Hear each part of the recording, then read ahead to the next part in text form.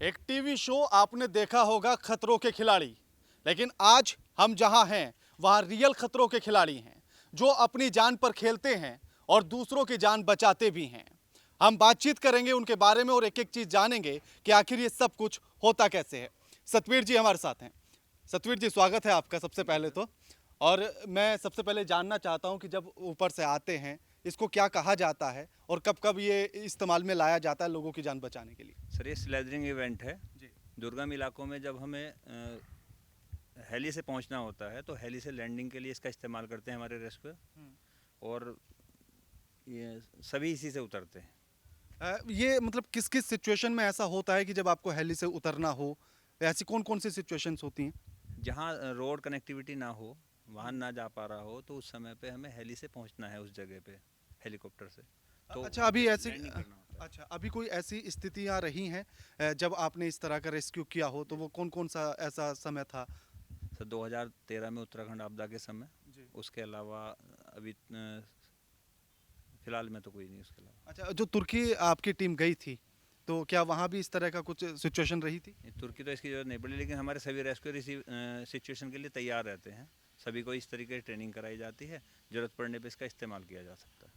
जी। और जब यहाँ जैसे ही ऊपर से नीचे जाते हैं तो नीचे से ऊपर की तरफ जाते हैं तो इसको क्या कहा जाता है?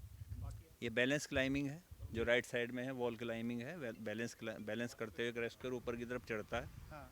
और ये वॉल क्लाइंबिंग है। जी। जो हमने जो लाइव बोया है, रोप ये फ्लड रेस्क्यू के दौरान काम आते हैं, उन्हीं से आर्टिफिशियल बना रखा है। जी। तो इस पर प्रैक्टिस की जाती है रेस्क्यू द्वारा। अच्छा, और मैं ये जानना चाहता हूँ कि जैसे तो ये पूरी चीज़ें किस तरह से बनाई जाती है? अगर मान लीजिए कि आपको पहाड़ों पर कभी ऐसी ज़रूरत हुई, तो वहाँ फिर ये पूरा मतलब रस्सी का इंतज़ाम करना ऊपर तक, तो वो सब कुछ कैसे होता है? नहीं सर, उसमें रस्सी की सपोर्ट चाहिए। वॉल क्लाइंबिंग में या तो रॉक क्लाइंबिंग में वहाँ सिचुएशन ऐसी होती है, उसी को केवल रोप की सहायता लेते हुए, रोप से बिले लेते हुए और खुद ही चढ़ना होता है उसी सिचुएशन में, जैसे सिचुएशन मिलती है। अच्छा। जी। तो आपने क्या कभी इन चीज़ों को किया है, या आप कभी इस तरह की आपदा में जब आप बचाव के लिए निकले हों, तो तब आपने कुछ ऐसा किया हो, या कोई आपको अपनी कोई ऐसा किस्सा याद आ रहा हो? सर एनडीआरएफ में तो इसका यूज़ नहीं किया गया है अभी। अच्छा। जी सर, लेकिन ट्रेनिंग सभी को कराते हैं, कब किस सिचुएशन में ज़रूरत पड़ जाए तो इसका इस्तेमाल कर सकते हैं सभी रेस्क्यूअर हमारे। Okay, thank you.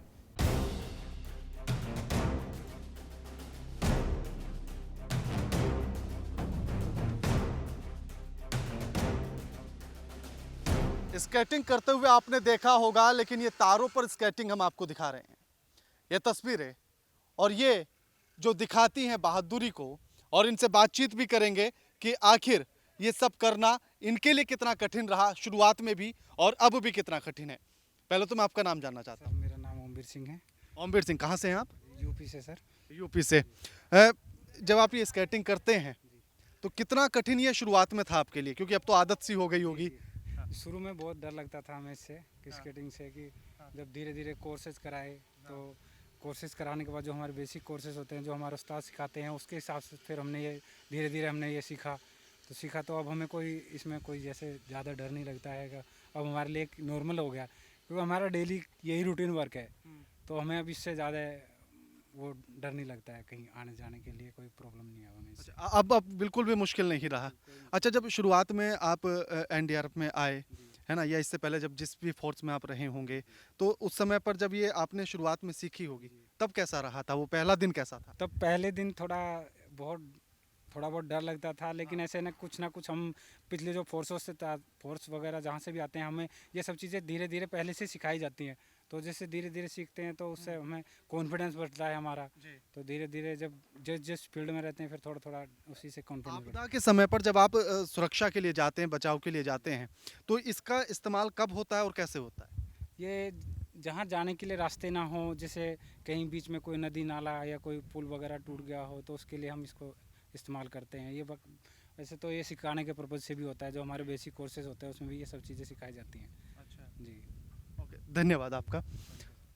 साथ ही साइकिलिंग की बात, सड़कों पर साइकिल को चलते दौड़ते या पगडंडियों पर चलते हुए आपने देखा होगा, लेकिन तारों पर चलते हुए जो तस्वीरें हम आपको दिखा रहे हैं साइकिल की, और तारों पर चलती हुई साइकिल, ये तस्वीर बताती है कि कितना कठिन है ये। सोचेगा कि तारों पर साइकिल के पहिए घूमना, उन पर पैडल लगाना और उसके बाद इन तारों पर चलते हुए एक जगह से दूसरे जगह तक जाना, ये कितना मुश्किल भरा होगा। इन तस्वीरों के माध्यम से इस मुश्किल को, इन कठिनाइयों को, इन सभी चीजों को आसानी से समझा जा सकता है।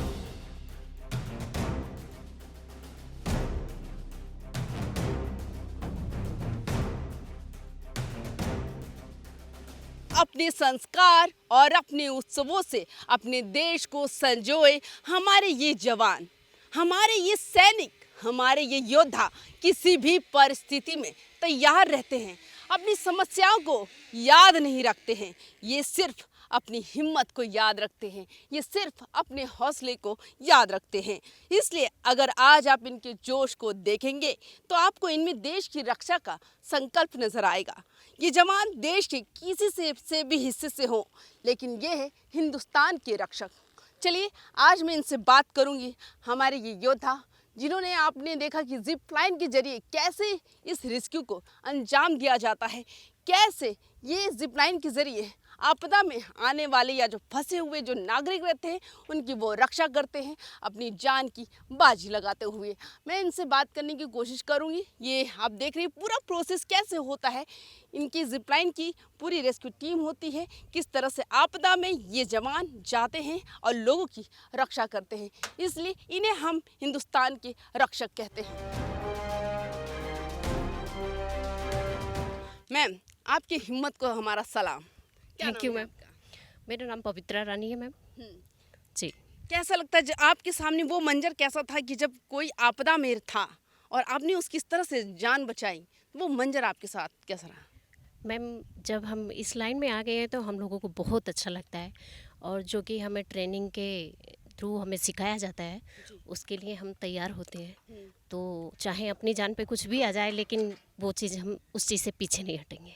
देखिए कितनी बड़ी बात कही कि भले ही हमारी ये बात जान पर आ जाए, लेकिन हमारा कर्तव्य है दूसरों की जान की बचाना। जी मैम। जी अच्छा, आपके यहाँ जब आप एक महिला हैं और एक महिला की कई भूमिकाएं होती हैं, वो माँ होती है, बहन होती है, बेटी होती है, पत्नी होती है, लेकिन त्योहार के पर्व पर आप एक क्या करती हैं बटालियन में या फिर फैमिली के साथ? क्या आप फैमिली को मिस करती हैं?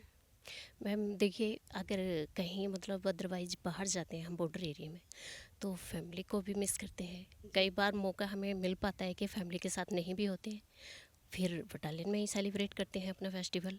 और अगर ऐसा चांस आता है कि फैमिली के साथ भी मौका मिलता है हम लोगों को। जी, याद आती है? याद बहुत आती है मैम, बच्चों की भी याद आती है, और ये भी एक हमारा घर परिवार है। बच्चों से पहले ये हमारा घर परिवार है, जिस तरह हमारी परिवार है उसी तरह ये परिवार है। जी बहुत खूब, यही इनका परिवार है और इसी परिवार के साथ इन्हें बेहद प्यार है।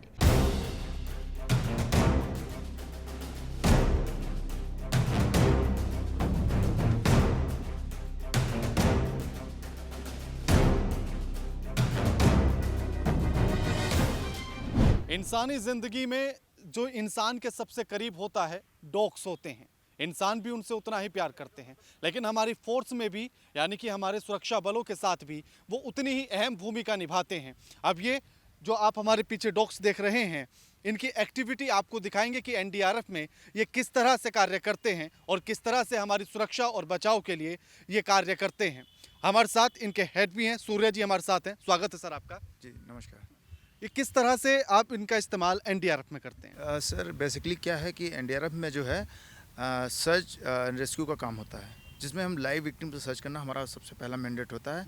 तो हमारे पास डॉग जो है, कैनाइन सर्च जो है, ये सबसे बड़ा इक्विपमेंट है पूरे एनडीआरएफ में, जो कि लाइव विक्टिम को सर्च करता है। इसके लिए हमें बहुत एक लंबी ट्रेनिंग देनी पड़ती है डॉग को, जिसमें अभी ये जिस एरिया में आप खड़े हैं, ये ट्रेनिंग एरिया 2 है। हमारे पास 2 यहाँ पे ट्रेनिंग ग्राउंड है, यहाँ पे रवल फील्ड है, और सारे हमारे पास इंफ्रास्ट्रक्चर जो वर्ल्ड लेवल के, मतलब इंटरनेशनल लेवल पे जो ट्रेनिंग डॉग को दी जाती है सर्च एंड रेस्क्यू के मामले में, इस ट्रेड में हम ट्रेनिंग करते हैं। अभी आपको जो डॉग्स यहाँ हैं, ये अभी दिखाएंगे कि ये जो इक्विपमेंट को कैसे हम ट्रेनिंग करते हैं। तो अभी सामने ये जो 4 बॉक्स रखे हुए हैं, इसमें कहीं पे एक विक्टिम है, हमें पता नहीं है। डॉग जाके बताएगा कि किस जगह पे विक्टिम है, जिससे कि जब ये सर्च हो जाता है कि विक्टिम यहाँ पे अवेलेबल है, फिर हमारी रेस्क्यू टीम जाके उसको रेस्क्यू करके ले आती है। तो आप ये चीज़ देख सकते हैं। एक बार आप ये शुरू करा दीजिए और साथ ही हमें बताते भी रहिए कि वो क्या कर रहे हैं। अभी देखिए अभी वहाँ पे हमारे सामने कैमरा आप करेंगे तो वहाँ से हमारा डॉग सर्च करने के लिए लॉन्च किया गया है। वहाँ से। और ऑलरेडी इसमें किसी एक बॉक्स में विक्टिम छुपा हुआ है, जबकि हमें ऐसे सिनेरियो में होता है कि जहाँ पे कोलैप्स स्ट्रक्चर होते हैं वहाँ पे हमें पता नहीं होता विक्टिम कहाँ है, बट डॉग जाके बताता है, उसको इस तरह की ट्रेनिंग होती है कि स्निफ से बताता है कि कहाँ पे डाके। देखिए सभी बॉक्सों को वो सर्च कर रहा है, और जिसमें देखिए अब उस पर उसका कुछ वो है, अब उसने एक बाग करके ये संकेत दिया अपने मास्टर को कि यहाँ पे कोई है। इससे जाके अब जाके वो जो डॉग हैंडलर होगा वो इस बात की तस्दीक करेगा और श्योरिटी करेगा कि यहाँ पे कोई है, और फिर पूछेगा। देखिए यहाँ पे कोई निकला है, कोई सिंपल बात, ठीक है। यहाँ पे भी अगर कोई होगा तो वो बताएगा, मतलब इन सभी डिब्बों में जहाँ पे लोग होंगे उसको ये डॉग जरूर बाहर करके बताएगा। यानी कि अगर जब भी कभी कोई अर्थक्वेक आए या किसी भी तरह की कोई आपदा हो और उस मलबे के नीचे या कहीं भी अगर कोई इंसान है तो उसको कैसे खोजा जाए और डॉग्स के द्वारा उन्हें कैसे खोजा जाता है, ये सारी तस्वीरों के माध्यम से मैं आपको वही दिखा रहे थे।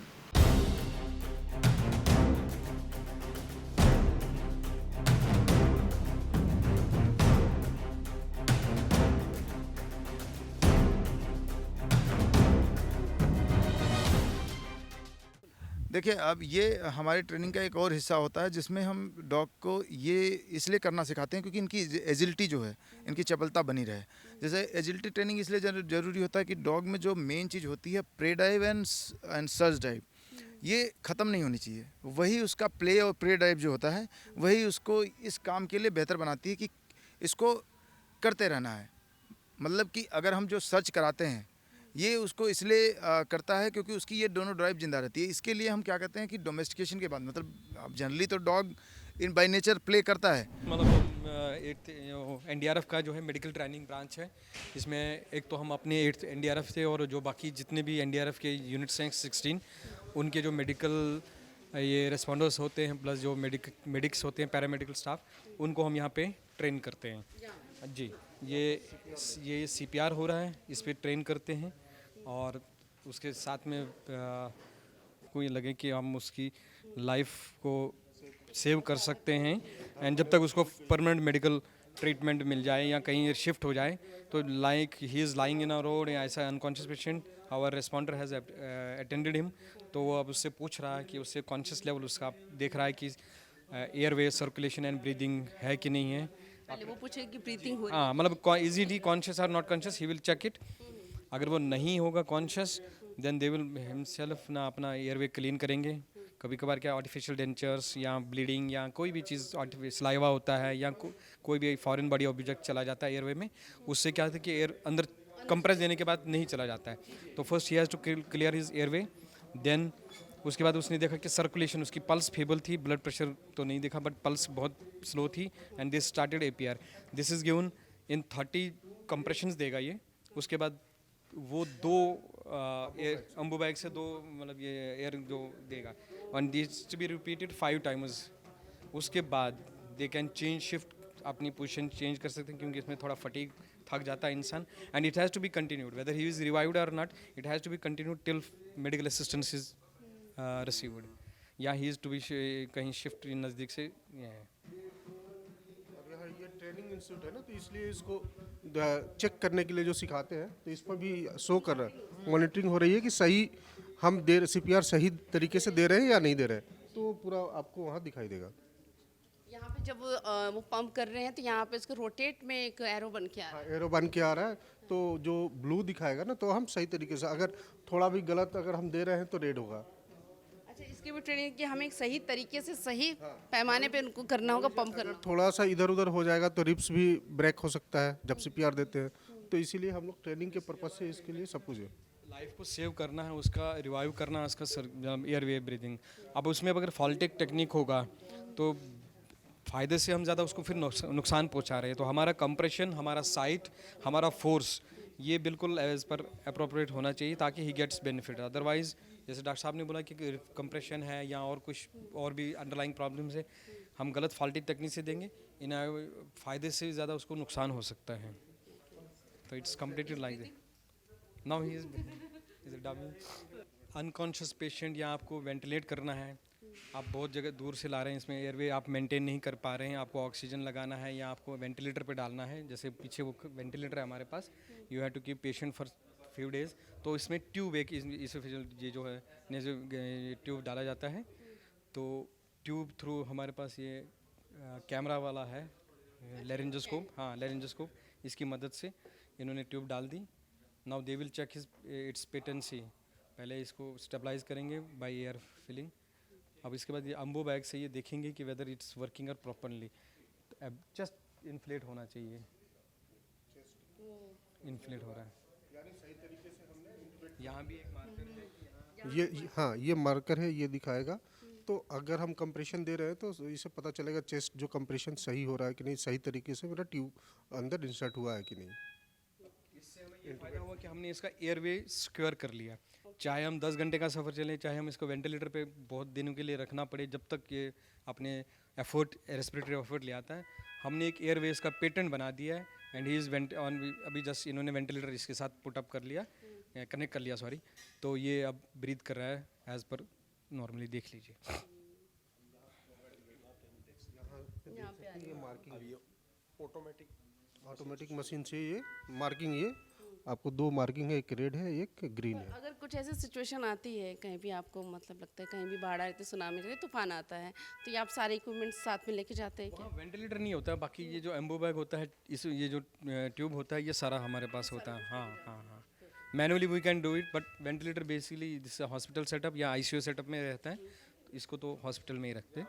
हाँ, आईवी लाइन एसएस है, कोई भी ट्रॉमा पेशेंट है, शॉक में पेशेंट है, जहाँ हम उसको आईवी लाइन सिक्योर करना है, कैनुला जिसको हम लोग कहते हैं, एंजियोकैथ या कैनुला, वो यहाँ सिखाते हैं हम लोग कैसे लगा सकते हैं, तो यहाँ एक नेचुरल फील आएगा, पेशेंट है मतलब दिस इज डमी, कैनुला लगाएंगे तो पूरा ब्लड वहाँ से फ्लो होगा जैसे नेचुरल में होता है, उस हिसाब से तो एक फीलिंग आती है कि I am dealing with natural. देखिए एक अब इसको सिक्योर करेंगे ये तो इस हिसाब से ये एसएस दिखाते हैं, इसमें भी ट्रेन करते हैं। पर्पस होता है क्या है? पर्पस जब भी आपको कोई भी फ्लूइड देना है, कोई भी इंजेक्शंस देने हैं या किसी पेशेंट को आपने एंटीबायोटिक्स देना है लॉन्गर ड्यूरेशन के लिए, तो बार बार प्रिक करने से बेटर है कि आप एक कैथ लगा दें और उसको कंटिन्यूसली देते रहें। तो आप देख सकते हैं एनडीआरएफ के हम मेडिकल डिपार्टमेंट में हैं, जहां आप देख सकते हैं कि आपदा की सिचुएशन में भी ये लोग किस तरह से रेडी रहते हैं कि किसी को भी ज़रूरत महसूस हो या किसी को मदद चाहिए या मेडिकल के तौर पर, वो किस तरीके से यहाँ काम करते हैं। आपने इसका एक डेमो देख लिया, बाकी हम और बटालियन में आगे बढ़ते हैं। खेलकूद जिंदगी का सबसे अहम हिस्सा होता है,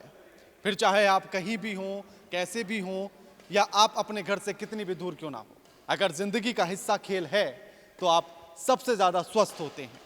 और हम एनडीआरएफ की टीम के साथ हैं और ये उन्हीं का स्पोर्ट्स कॉम्प्लेक्स, और उसी बीच में अब हम उनसे बातचीत करेंगे कि उनके लिए ये खेल कूद कितने मायने रखता है और कितनी अहमियत रखता है। क्या नाम है आपका सर? सर मेरा नाम विपिन बिहारी सिंह है। विपिन जी कहाँ से हैं आप? मैं एक्चुअली बिहार से बिलोंग करता हूँ। अच्छा, खेल कूद कितना मायने रखता है जब आप एनडीआरएफ की टीम के साथ हैं, एनडीआरएफ में हैं, तो कितना मायने रखता है? सर खेल तो हमारे जो फिजिकल है उसके लिए बहुत ज़रूरी होता है, और खेल ऐसा है कि फिजिकल हम अक्सर करते रहते हैं, करेंगे थक जाएंगे, उतना इंटरेस्ट उसके प्रति नहीं हो पाता है किसी का, मगर गेम है कि इसमें इंटरेस्ट बनते रहता है और पूरी फिजिकल भी हो जाती है।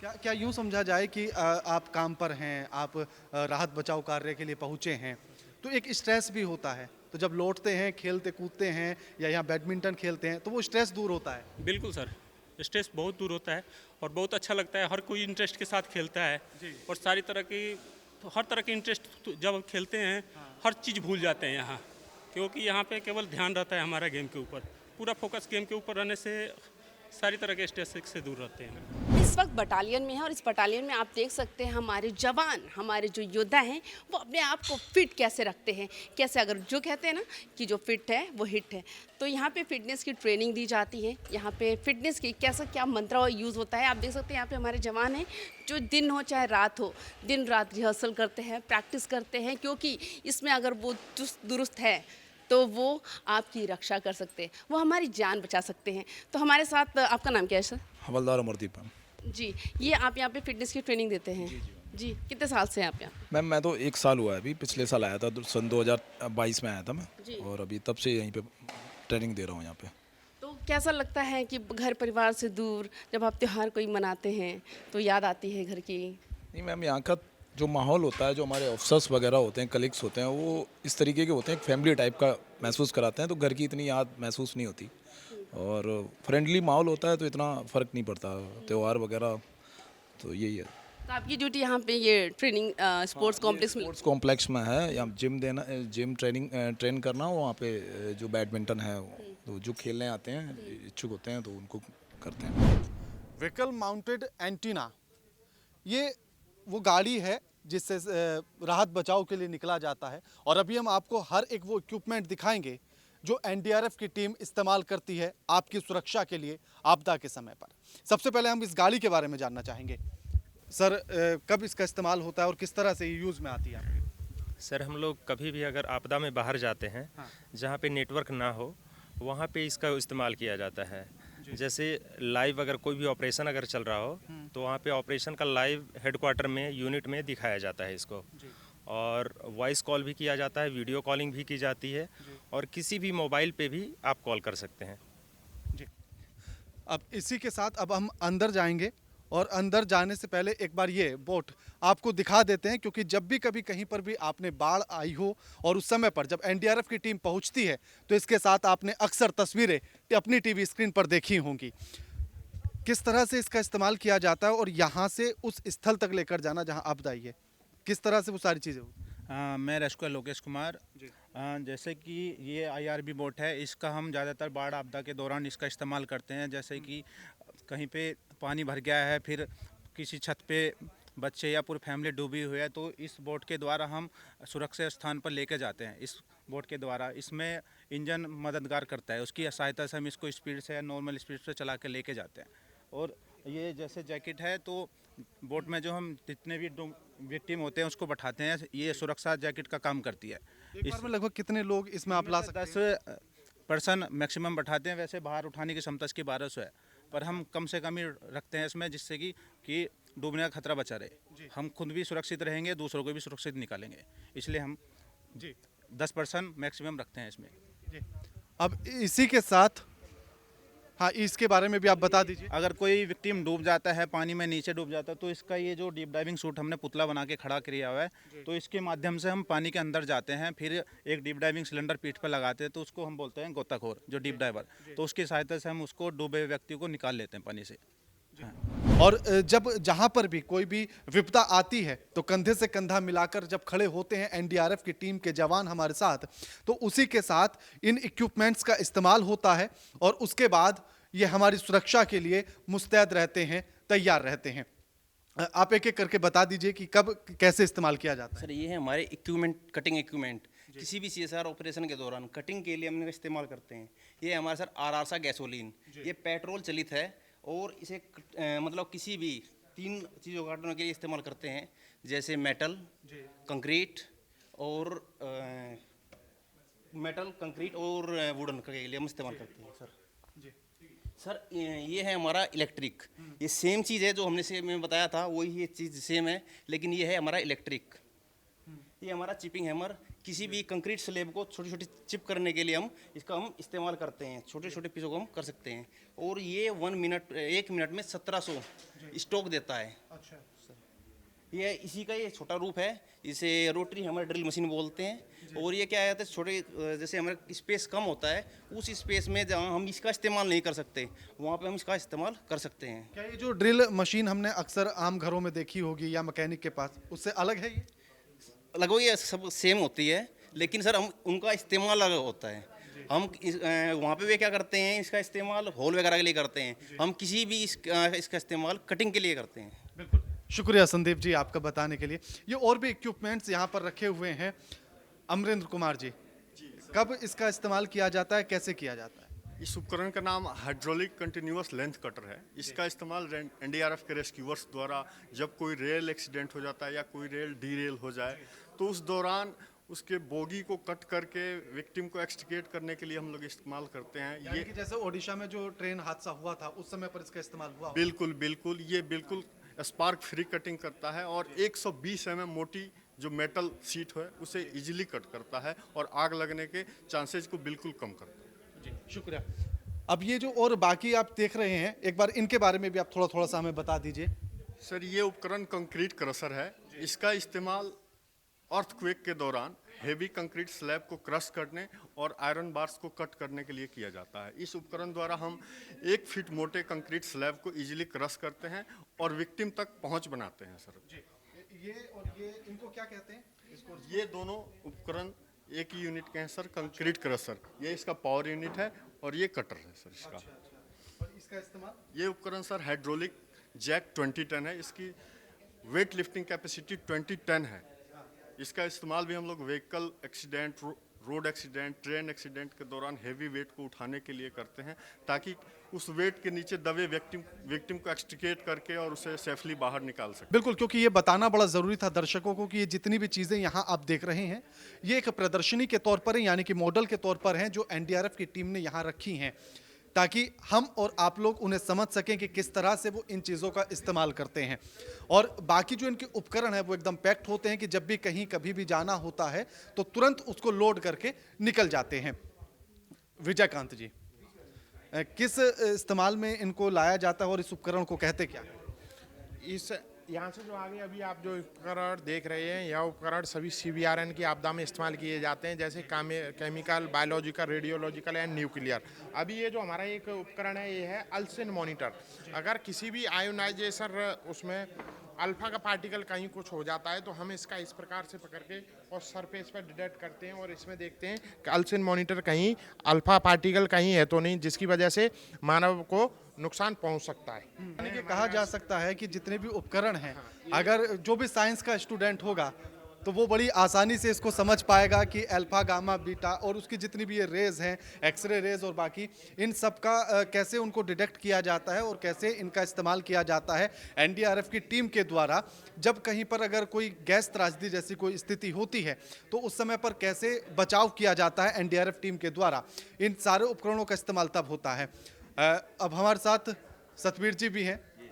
सतवीर जी, किस तरह से इन उपकरणों का इस्तेमाल किया जाता है जब आप राहत बचाव कार्य के लिए निकलते हैं? ये फ्लड रेस्क्यू इक्विपमेंट है, जैसा आप देख रहे हैं। ये है लाइफ बॉय और ये लाइफ जैकेट।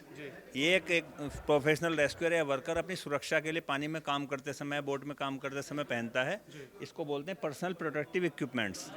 जिन क्षेत्रों में या जिन लोगों के पास या आम लोगों के पास उपलब्ध नहीं होते, वो भी अपना बचाव बाढ़ के समय में कर सकते हैं कुछ इस तरीके से इम्प्रोवाइज फ्लोटिंग डिवाइस बना के। इम्प्रोवाइज फ्लोटिंग डिवाइस जैसे कि बम्बू से बनाया हुआ है, यूटेंसिल मतलब बर्तन से बनाया हुआ है। ये बम्बू बांस का ही है, लेकिन इसको विभिन्न रूप दिए गए हैं। बम्बू का बंडल है।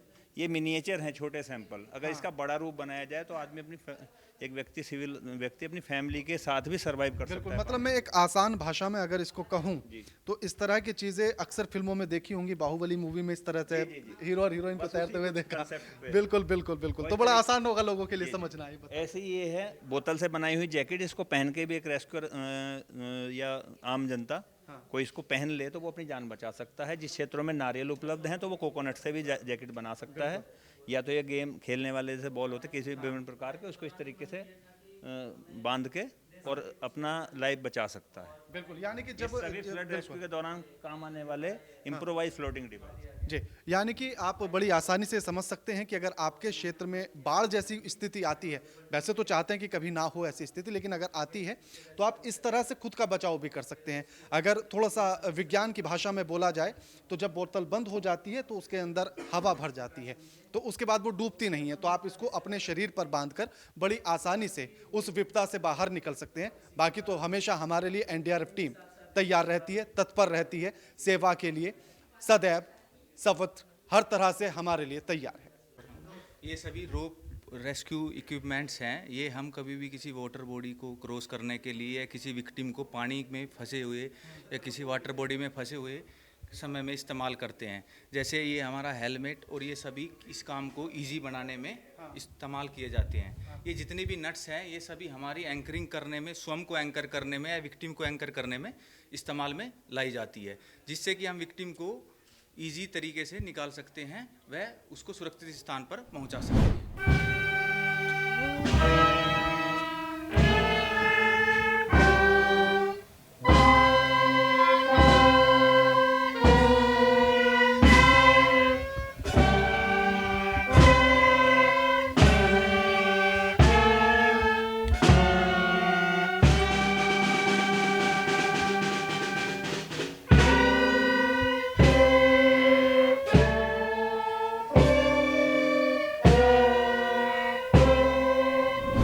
सर एनडीआरएफ कितनी बड़ी जिम्मेदारी है ये?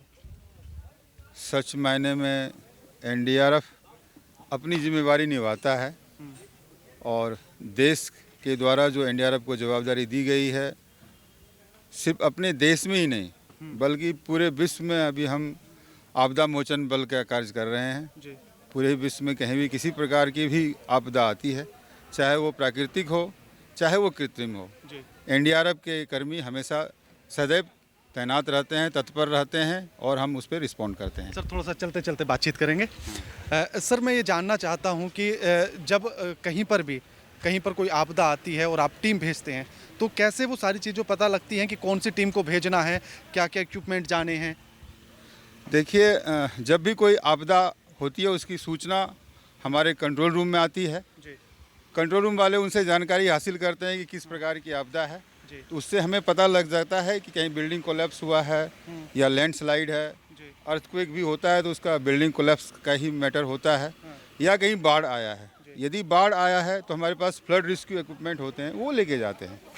और यदि कहीं पर भी बिल्डिंग कोलैप्स हुआ है तो उसको हम लोग CSSR यानी collapse structure search and rescue operation बोलते हैं। तो उसके लिए पहले से इक्विपमेंट हमारे निर्धारित हैं और हमारी 24/7 टीम अलर्ट रहती है, जो कि सूचना आने पर 20 मिनट के अंदर विदिन 20 मिनट टीम गेट से बाहर हो जाती है रिस्पॉन्ड करने के लिए। सर जो भारत देश है वो त्योहारों का देश है, पर्व का देश है, तो जब आप अपने घर से इतनी दूर यहाँ एनडीआरएफ के कैंप में होते हैं और जब कोई त्यौहार आता है तो उस समय पर कैसे, अगर छुट्टी ना मिले तो यहाँ कैसे मनाते हैं उस त्यौहार को?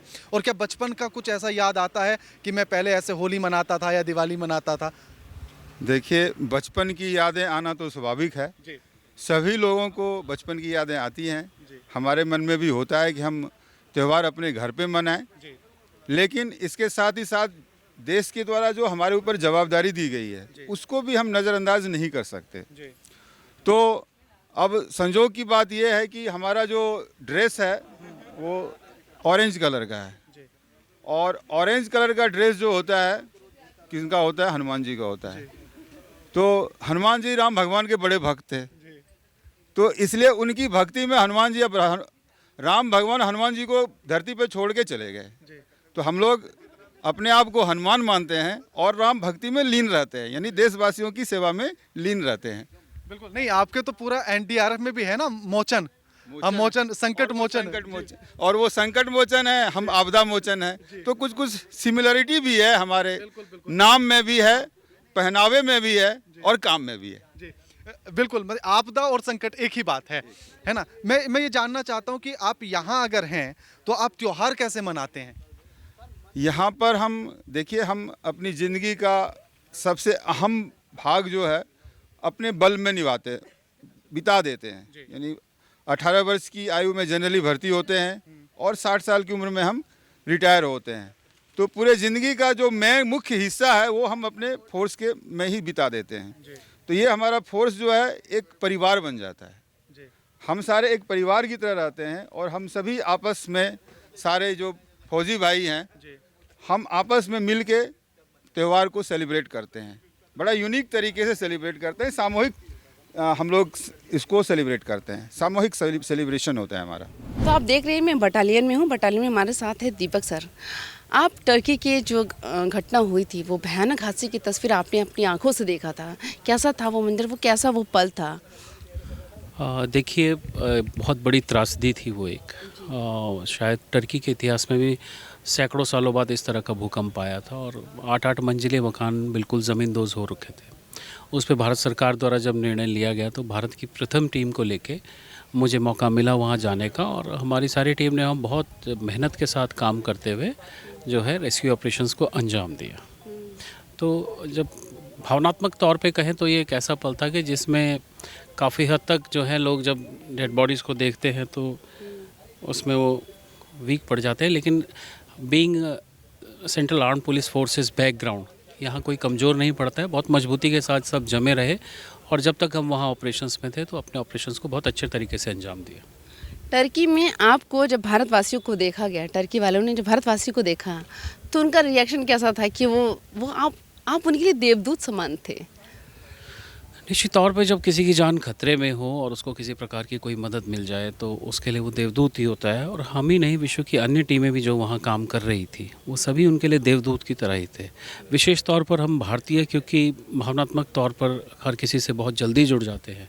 तो हमारी जो महिला रेस्क्यूअर थी खासकर, उन्होंने बहुत अच्छा काम किया। और जो हम लोग रेस्क्यू के साथ साथ वहाँ की महिलाओं को महिला रेस्क्यूअर्स द्वारा संबल दिया जाता था, तो अपने आप में एक भावनात्मक जुड़ाव निश्चित तौर पर वहाँ पर था। पीएम मोदी से जब आपकी मुलाकात हुई तो उनकी जो आपने स्पीच सुनी आपके प्रति कैसा लगा आपको? देखिए, माननीय प्रधानमंत्री महोदय द्वारा जो समय हमें दिया गया वह निश्चित तौर पर बहुत मनोबल बढ़ाने वाला था। ऑपरेशंस करना एक तरफ है, लेकिन आपके देश के जो प्रधानमंत्री अगर आपको समय दे रहे हैं और आपके ऑपरेशन की सराहना कर रहे हैं, और मैं यहाँ ये भी बताना चाहूँगा कि वो बहुत बारीकी से रेस्क्यू के काम के बारे में जानते हैं, क्योंकि उन्होंने उस वक्त इंटरेक्शन में भी बताया था कि भुज के अर्थक्वेक में जब हुआ था गुजरात की त्रासदी, तो उन्होंने एक वॉलंटियर के तौर पे काम किया था। और वह इस तरह से चीज़ों को देख रहे थे कि क्या अब परिवर्तन आ गया है रेस्क्यू के काम में और किस तरह से इस ऑपरेशंस को हम लोगों ने अंजाम दिया। बड़ी बारीकी से उन्होंने चीज़ें पूछी और सौभाग्य से मुझे मौका भी मिला कि प्रधानमंत्री के सामने मैं स्वयं भी अपनी बात रख सका। बटालियन में हैं और बटालियन में हम जवानों के साथ के एक एक पल आपसे जुड़ी हुई दिखा रहे हैं। हमारे साथ हैं deputy commandant Neeraj Singh sir. पहले तो आपका स्वागत है हमारे चैनल पर sir. Thank you so much, धन्यवाद। सर, ये एनडीआरएफ का मतलब क्या होता है हमें? एनडीआरएफ का मतलब है नेशनल डिजास्टर रिस्पांस फोर्स। और एनडीआरएफ जो है आजकल आप देख रहे हैं काफ़ी देश में जैसे जैसे आपदा या जो भी बचाव राहत के कार्य हैं वो उसको अंजाम देने के लिए एक जो स्पेशल फोर्स है वो एनडीआरएफ है। और आप जैसे कि जानते हैं 2001 में जब गुजरात में भूकंप आया था भुज में, और उसके बाद जो आपदाएं आती रही, सुनामी आई, उसके बाद एक भारत सरकार ने फैसला किया कि इन तरह की आपदाओं को उनसे निपटने के लिए एक स्पेशल टास्क फोर्स होनी चाहिए। फिर उसके बाद फिर एनडीए में जैसी एक संस्था का गठन किया गया। जी जी जी। तो उसमें नेशनल डिजास्टर मैनेजमेंट अथॉरिटी जो थी उसका गठन किया गया। तो उसके तहत फिर एनडीआरएफ जिसको अप्लाई करना है ग्राउंड पे, हमको उसको मतलब राहत बचाव कार्य को प्रदान करना है, तो उसके लिए एनडीआरएफ जैसी फोर्स का 19 जनवरी 2006 को गठन किया गया। और आज हम इनिशियली जब रेज़ किया गया था एनडीआरएफ को तो 8 बटालियंस थी, और धीरे धीरे अभी हम टोटल 16 बटालियंस तक पहुंच चुके हैं। और देश के विभिन्न हिस्सों में एनडीआरएफ की बटालियंस मौजूद हैं। तो वो सारी चीज़ें। इस बटालियन में कितने जवान होंगे? इस बटालियन में देखिए, एक जो बटालियन होती है उसकी लगभग 1150 के आसपास की स्ट्रेंथ होती है। और उसमें अलग अलग जो भी हमारे जो बटालियन का एओआर होता है उसमें एक हमारा कंपनीज़ होती हैं। एक कंपनी में जो टीम है 47 की एक टीम को बांटा जाता है। और एरिया के हिसाब से हम उन टीम्स को डिप्लॉय करके रखते हैं जो एरियाज़ बहुत ज़्यादा मतलब वल्नरेबल होते हैं। जैसे मानसून का सीज़न आता है तो हम अपनी टीम्स को ऑलरेडी लगा देते हैं। जैसे आप पहले देखते थे, पहले कोई आपदा आती थी, कोई तूफ़ान आते थे, चक्रवात आते थे, तो पहले जान मान की बहुत हानि होती थी। लेकिन आजकल ऐसा नहीं है। अभी जब टीम जब से हमारी डिप्लॉय होने लगी है तो पहले ही हम लोग इवैक्यूएट करते हैं और राहत बचाव का कार्य कर देते हैं। तो इससे काफ़ी हमारे आप देख ही रहे हैं कि भारत में ये आपदाओं का जितना भी जान मान के आगे वो कम हो गई है। जी, ये एक ज़रूरी सवाल है मेरा आपसे कि आपको एक कैसी मैसेज मिलता है कि हम इस साइड ये आपदा आ गई, आपदा आपको न्यूज़ खबरों से तो मिल जाती होगी, तो आपको कितना टाइम लगता होगा खुद को रेडी करने में, टीम को रेडी करने, सारे इक्विपमेंट्स करने? इनिशियली जो हमारा टाइम होता है रिस्पॉन्स करने का वो 15 मिनट का है। सिर्फ 15 मिनट? जी, 15 मिनट में हमको टीम को निकालना ही पड़ता है। हमारी टीम हमेशा अलर्ट पे रहती है, एक टीम या 2 टीम हमारी हमेशा अलर्ट पे ही है। जी। और जैसे ही हमको किसी भी जैसे जब आपदा आती है 3 चरणों में है। जैसे एक तो डिस्ट्रिक्ट लेवल पे मैनेज हो सकती है, अदरवाइज़ वो स्टेट लेवल पे जाती है, और नहीं आती है फिर नेशनल लेवल पे फिर एनडीआरएफ को कॉल किया जाता है। तो जैसे ही हमको किसी भी मतलब डीएम की तरफ से या किन की तरफ से रिक्वेजिशन आता है तो हमारे जो ऑपरेशनल जो हमारा ब्रांच है जिसमें तो वो एक्टिवेट होता है, तुरंत सूचना देता है। हमारी टीम जो ऑलरेडी एक्टिवेट रहती है तो तुरंत इनिशियली इन्फॉर्मेशन लेके मूव कर जाती है। कोई ऐसा मंजर जो आपके सामने आया हो और आपने उस पल को देखा हो और आपको लगा हो कि पता नहीं मैं बचूंगा ये नहीं, लेकिन मुझे अपनी जान की बाजी लगानी, कभी ऐसा कुछ मंजर, कुछ ऐसा? देखिए, ये वाली सिचुएशंस जो ऐसी हैं जैसे कुछ ना कुछ आता है। जब भी कोई राहत बचाव कार्य होते हैं हमेशा जान का जोखिम रहता है।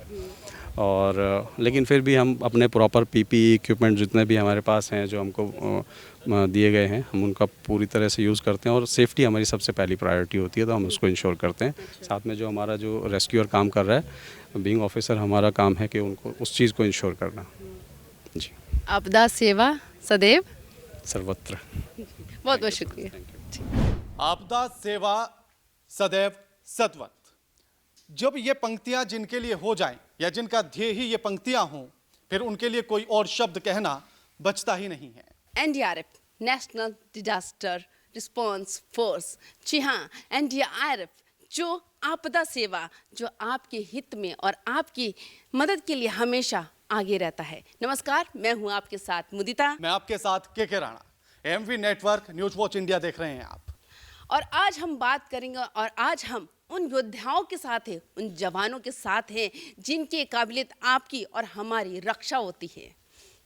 अक्सर आपने टीवी में या फिर रामायण में बजरंगबली को देखा होगा, उन्हें सुना होगा और उन्हें पढ़ा होगा, लेकिन हमारे समक्ष आज 1, 2 या 3 नहीं, बहुत सारे बजरंगबली हमारे समक्ष आज बैठे हुए हैं। बजरंगबली मतलब संकट मोचन, संकट को हरने वाले, और संकट में जो देवदूत बनकर आए भाई, वो हमारे लिए तो बजरंगबली समान है। बिल्कुल, और इसीलिए आज ये लोग अपने घरों से दूर हमारे लिए, आपके लिए, सुरक्षा के लिए हमारे जीवन की हमेशा तत्पर रहते हैं, तैयार रहते हैं। और आज इसीलिए हम इनके बीच में रहकर ये जानने की कोशिश करेंगे कि अपने घर से दूर रहने के बाद ये त्योहार कैसे मनाते हैं, क्या घर की याद आती है तो उस समय पर क्या करते हैं, और कैसे अपने मन को हिम्मत देते हैं, अपने आप को हिम्मत देते हैं जब कठिन से कठिन डगर पर या कठिन से कठिन कार्य को करने के लिए ये निकल पड़ते हैं। तो चलिए हम अपने कार्यक्रम की शुरुआत करते हैं, लेकिन उससे पहले हम ये जानना चाहेंगे इनके हुनर, कि हर एक इंसान के अंदर एक हुनर, एक कलाकार छिपा रहता है। बिल्कुल, तो मैं सबसे पहले ये जानना चाहते हैं आपसे कि कौन क्या कुछ यहाँ आज करने वाला है, कौन सिंगिंग करने वाला है? कौन है इस बटालियन का किशोर कुमार?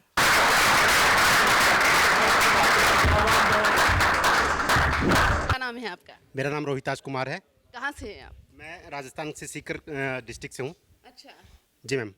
तो आप क्या सुनाने वाले हैं? मैं देशभक्ति सॉन्ग सुनाऊंगा आपको। आज आपको मेरा रंग दे बसंती चोला गाना गा के सुनाऊंगा, तो प्लीज़ सुनिए।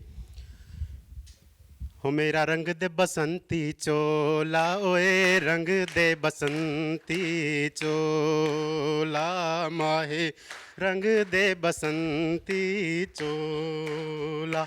हो मेरा रंग दे बसंती चोला, ओए रंग दे बसंती चोला, माहे रंग दे बसंती चोला। अरे बड़ा ही गहरा दाग है यारो जिसका गुलामी नाम है, बड़ा ही गहरा दाग है यारो जिसका गुलामी नाम है, उसका जीना भी क्या जीना जिसका देश गुलाम है। हो मेरा रंग दे बसंती चोला, ओए रंग दे बसंती चोला। Thank you ma'am. बहुत शानदार, बहुत शानदार। इतना सुर लय ताल का संगम आपने कभी इस बटालियन में कहीं देखा है? बिल्कुल नहीं। और रोहिताज जी आप यहीं पर खड़े रहिए, क्योंकि अब हम आनंद कुमार जी से भी बात करेंगे और वो भी गीत सुनाने वाले हैं। तो कौन सा गीत सुनाएंगे आनंद कुमार जी? हम के गुरु श्री वशिष्ठ महाराज जी के नगरी बस्ती से बिलोंग करता हूँ। मैं आप लोगों के बीच सबसे पहले दिवाली के उपलक्ष्य में एक प्रभु श्री राम का ही एक चौपाई सुनाऊंगा, उसके बाद एक देशभक्ति सॉन्ग सुनाऊंगा सर आपको। बिल्कुल।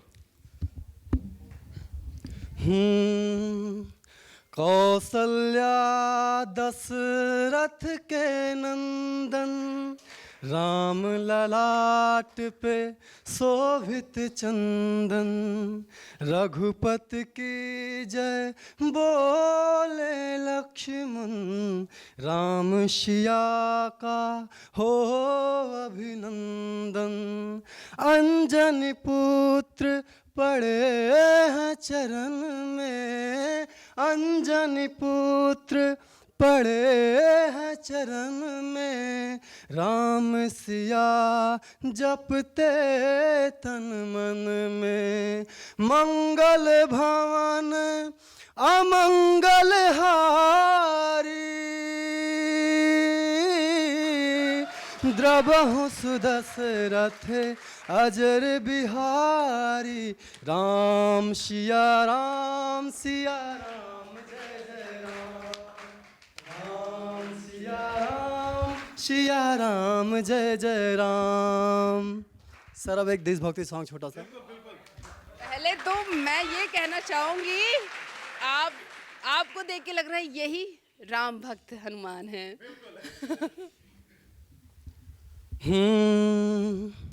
आंचल तेरा रहे माँ रंग बिरंगा ऊंचा, आसमां से हो तेरा तिरंगा, जीने की इजाजत दे दे या हुक्म शहादत दे दे, मंजूर हमें जो भी तू चुने। रेशम का हो वो दुसाला या कफन सिपाही वाला, ओढ़ेंगे हम जो भी तू बुने। ओ देश मेरे तेरी शान पे सदके कोई धन है क्या, तेरी धूल से बढ़ के तेरे नाम पे रोशन, तेरी हवा पे जिंदा तू बाग है मेरा, मैं तेरा परिंदा। ओ देश मेरे। Thank you sir, thank you sir. इस हुनर जानना, ये आप रियाज करते हैं या आप असल में सिंगर हैं कि आप देश सेवा ही मेरा परम कर्तव्य है। सर्वप्रथम देश सेवा ही है। बस हमारे अधिकारियों के मार्गदर्शन में हमें मौका मिलता रहता है कभी कभी बीच बीच में, तो थोड़ा बहुत प्रैक्टिस करता हूँ मैं। गाने का शौक है बहुत बचपन से ही, तो इसलिए बस गुनगुनाता रहता हूँ मैं। नहीं, आप गुनगुनाते नहीं हैं, आप अरिजीत सिंह को फेल कर देंगे। Thank you. क्यों राणा जी, मैं गलत बोल रही हूँ? अरिजीत सिंह को टक्कर देने के लिए टैलेंट है। मुझे तो बी प्रांग भी याद आ रहे थे। लेकिन उसी बीच मैं एक जानना चाहता हूँ, देशभक्ति ही गीत, प्यार मोहब्बत पर नहीं गाते कुछ? उस पे भी गाते। अभी सीनियर है सर, समझा करें। सीनियर भी जानते होंगे प्यार मोहब्बत। सर आप कुछ कहना चाह रहे थे? कहना कुछ नहीं चाह रहा हूँ, मैं कहना चाह रहा हूँ कि अभी नई नई शादी है, अभी थोड़ा धीरे धीरे दर्द आता जाएगा ना, शादी जैसे जैसे टाइम होता जाएगा, तो उस हिसाब से एक ऑन अ लाइटर वे। आपको कभी अंदाजा था कि आपके बटालियन में इतने टैलेंट्स कूट कूट के भरे हुए हैं? सर मेरा तो जो टैलेंट है वो ऑपरेशन में ही रहता है, तो सिंगिंग का समय कम मिलता है। लेकिन हाँ, हमारे जवानों में जो है टैलेंट टूट टूट के भरा हुआ है। हमारे पास हमारा जो जैज बैंड है उसमें भी यही लोग परफॉर्म करते हैं, हमारा जो अपना पाइप बैंड है उसमें भी यही लोग परफॉर्म करते हैं। इनको बस एक अवसर चाहिए, चाहे वो कुछ भी हो। अगर बॉलीवुड में अवसर मिल जाए तो ये वहाँ पे ऋतिक रोशन सलमान खान को भी साइड लगा दें, चाहे फ्लड में मौका मिल जाए तो ये वहाँ पे फ्लड को साइड में लगा दें। इनकी लड़ाई होती है और ये वहाँ से विजय होकर निकलते हैं। बस इनका एक ही मुद्दा है, हम जहाँ भी जाएंगे पूरे तन मन से परफॉर्म करेंगे और सबको साइड लगा के मानवता का नाम ऊपर करके आगे जाएंगे। चंद्रकांत जी के बारे में पता लगा गुप्त सूत्रों से, क्योंकि मीडिया के पास गुप्त सूत्र सबसे ज्यादा होते हैं। हाँ, तो ये पता लगा कि बहुत अच्छी सिंगिंग ये भी करते हैं। हाँ, अगर अरिजीत सिंह जी थे तो अब दूसरे बड़े सिंगर का नाम आप बताइए, मुझे याद नहीं आ रहा अभी। हमारे शहर के हैं। अच्छा, गोरखपुर से? जी। अरे वाह, गोरखपुर से आ रहे हम, बाबा के शहर से।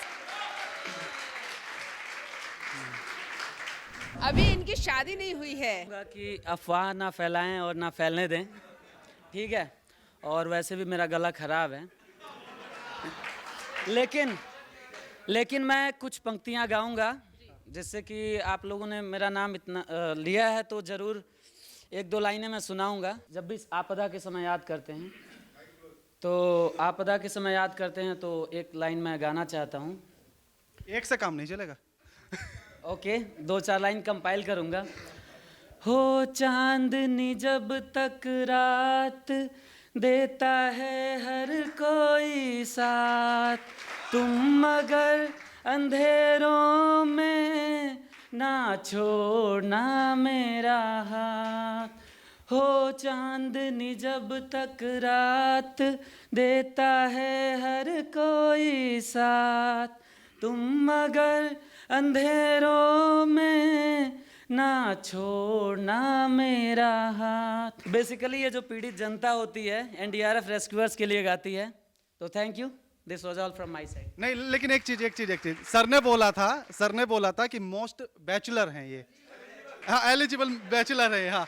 लेकिन मेरा सवाल ये है कि जो गीत आपने गाया, भले से आपने सारा कुछ एनडीआरएफ पर थोप दिया, लेकिन ऐसा है नहीं। ऐसा अब आपके ऊपर है। नहीं बताइए ना, वो हाथ कौन है जिसको आप कह रहे हैं कि हाथ मेरा मत छोड़ना अंधेरों में? बेसिकली ये जो है हमारे आने वाली जीवन संगिनी के लिए सपोज कर सकते हैं। फिर कवर कर रहे हैं बात आप। सर पूछ रहे हैं कहाँ से आ रही है? वहाँ से चल चुकी हैं, about to reach. Thank you. अब मतलब जल्द शादी होने वाली है? प्रयासरत हैं। जिनकी चलने लगती है ना, वो प्रयासरत नहीं होते हैं। प्रयास करने से ही मंजिल मिलती है। आप बहुत कवर कर रहे हैं। तो आ जाएंगी, निश्चिंत रहें। अगली बार दिवाली में जब आप आएंगे तो हम उनके साथ। शुक्रिया आपका चंद्रकांत जी। उन्होंने ये भी वादा कर दिया कि जब अगली बार मिलेंगे तो वो एक नहीं दो होकर मिलेंगे। जो स्टेज पे आने से थोड़े से बच रहे, तो मैंने सोचा कि मैं इनके बीच ही जाकर इनसे बातचीत कर लूं कि कैसा लगता है, कैसे त्यौहार मनाते हैं, कैसे अपने समय काटते। कौन हमसे बात करना चाहेगा? सर क्या नाम है आपका? ललित कुमार जी। जी ललित कुमार। कहाँ से हैं? मैं हापुड़ यूपी से। हाँ जी। यूपी से हैं। हाँ जी। तो कितना अच्छा लगता है आपको बटालियन में ये एक परिवार का हिस्सा बनकर? बहुत बढ़िया लग रहा है। पहला आईटीबीपी में था, एनडीआरएफ में, बहुत अच्छा लग रहा है, एक घर के नज़दीक है। तो परिवार की याद आती है जब कोई ऐसा त्योहार या पर्व आता है तो? बिल्कुल याद आती है जी। वैसे मैं रहने वाला हूँ उड़ीसा का हूँ। बाकी जैसे हमारे दिवाली के दिन भी मेरी दादी माँ की बरसी है जी। तो घर में रहते तो बहुत मज़ा आता है। मम्मी पापा मैडम बच्चे के साथ बहुत मज़ा आता है उसमें। और बाकी अभी फोर्स में कई बार हमें, वैसे मैं अपना BSF से नौकरी करता हूँ अभी डिप्यूटेशन में एनडीआरएफ में। तो मुझे कई बार फोर्स के साथ में मतलब समय बहुत मिला है और वहाँ पे त्योहार भी अच्छा मनाते हैं। जी बहुत बहुत स्वागत। क्या नाम है मैम? यही अच्छा, ये वो थोड़ी सी कॉन्शियस हो रही है, जी। चारों तरफ उजाला, चारों तरफ है उजाला, पर अंधेरी रात थी। वो जब हुआ शहीद उन दिनों की बात थी। आंगन में बैठा बेटा माँ से पूछे बार बार, दीपावली पर क्यों ना आए पापा अब की बार। माँ क्यों तूने आज भी बिंदिया ना लगाई है दोनों हाथ खाली, मेहंदी क्यों नहीं रचाई है। बिछिया भी नहीं पहनी, बिखरे बिखरे हैं बाल तेरे, लगती थी कितनी प्यारी अब कैसी हाल बनाई है। कुमकुम के बिना सूना लगता है तेरा श्रृंगार, कुमकुम के बिना सूना लगता है तेरा श्रृंगार, दीपावली पर क्यों ना आए पापा अब की बार। पापा का जो काम रह गया है अधूरा, पापा का जो काम रह गया है अधूरा, लड़कर देश के लिए करूँगा मैं उसको पूरा, लड़कर देश के लिए उसको करूँगा मैं पूरा। वाह क्या बात है, दिल छू लिया आपने। Thank you, thank you. कुछ शब्द मैंने लिखे हैं, वैसे तो छोटा मुँह बड़ी बात, लेकिन ये शब्द लिख पाया हूँ, ये सभी रक्षकों के लिए हैं। हम राष्ट्रीय आपदा मोचन बल हैं, सेवा को ही अपना कर्म समझें, सेवा ही अपना नजरिया है, सेवा को ही अपना धर्म समझें। सभी साथ भी दें। हम राष्ट्रीय आपदा मोचन बल हैं, सेवा को ही अपना कर्म समझें, सेवा ही अपना नजरिया है, सेवा को ही अपना धर्म समझें। जितने भी मीडिया कर्मी भी आए हैं और जितने यहाँ पे वरिष्ठ अधिकारी और मेरे रक्षक, इनके लिए मेरे पास दो ही शब्द हैं, करने के लिए शुक्रिया और देने के लिए धन्यवाद। जय हिंद, जय भारत। बोलते सर जी जी जी उसको करके दिखाऊंगा।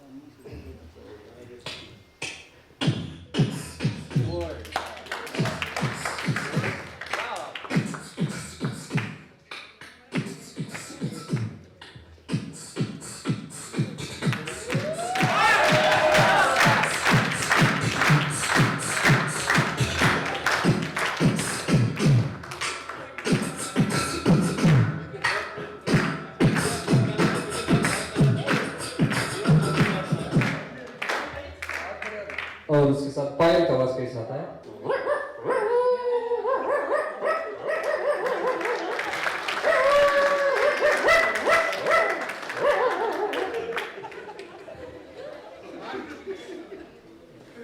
जो मुर्गी कैसे चिल्लाती है?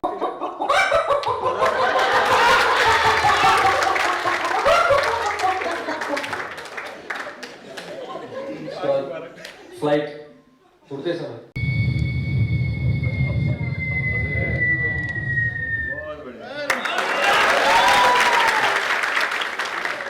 Thank you sir.